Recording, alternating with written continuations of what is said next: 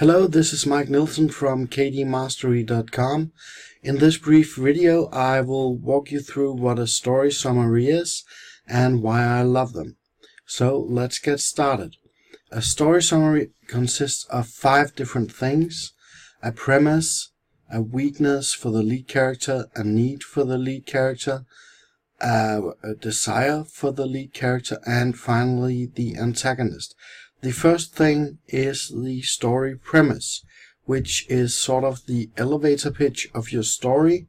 That means it's what if you were with someone in an elevator and they asked you what the story was about. This is how you would explain it, and it would have to be brief enough that you would be able to explain the entire story during that ride in the elevator. That means it's a couple of sentences that define your story, or a paragraph at most. So here is an example I just came up with. A friend of the protagonist, who is a mystery writer detective, reveals to her that another writer who previously assaulted her has been released from prison. The friend, who is a cop, advises the protagonist to seek protection. So that is sort of what we need here to get the story rolling. I might actually want to expand this with one or two more sentences, but basically this is it.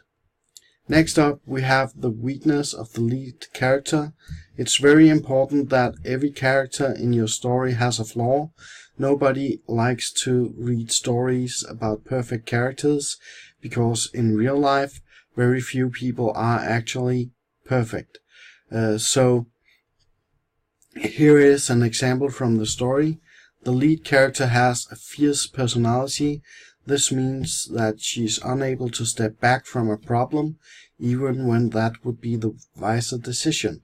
And it probably also means that she can be somewhat aggressive in her behavior. Then the character has a need, and well, the need is what the character needs. It's not necessarily what the character wants, and will actually often be in conflict with the character's desire. Here is the example.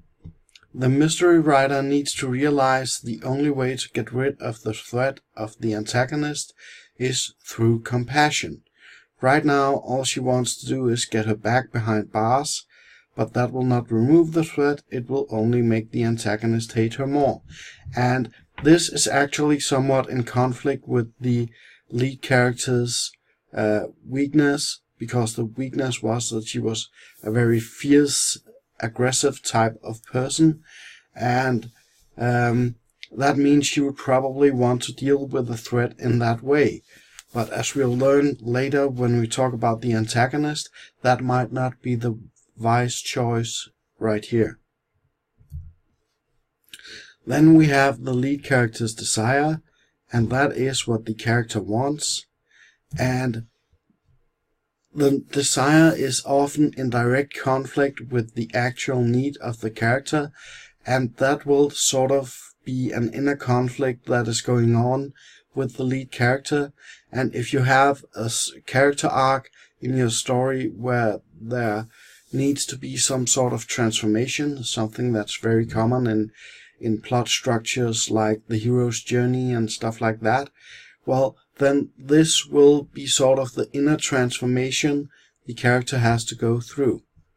And in this example, the lead character wants to protect those closest to her at all costs, and the way this character intends to do that is by removing the threat of the antagonist, by getting her back to prison somehow.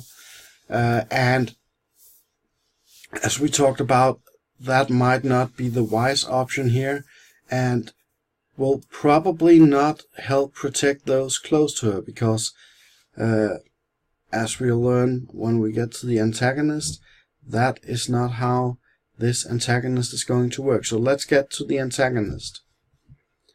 And that part of the story summary describes the antagonist, of course. It could be expanded with weakness, need, and desire as well. I don't do that here, but it there's absolutely plenty of reasons why you would possibly want to add those to the antagonist as well, because the antagonist, just like the protagonist, is a character in the story and will have weaknesses, needs, and desires. In this example, however, I haven't added those. I've just briefly described the antagonist. And the antagonist is a rival writer who wrongly believes that the protagonist caused her to fail. So the way I see this story unfolding, years back, the antagonist and the protagonist released books at the same time. The protagonist book became a huge success. Sorry. The antagonists didn't, and she is blaming the protagonist for her failure, which is why she wants to get even. Now, what I want the lead character's inner transformation to be in this story is that she realizes that the best way to get rid of this threat of the antagonist forever, perhaps even turning the antagonist into an ally, is by helping the antagonist succeed with one of her books. So that's how I would see this story sort of play out. And by having this story summary, I have a really good grasp of the type of story I'm going to write. So that's why I think a story summary is an extremely powerful tool when you're writing fiction. So that's it for this video. Be sure to subscribe and add one of those notification thingies so that you're notified when I publish a new video.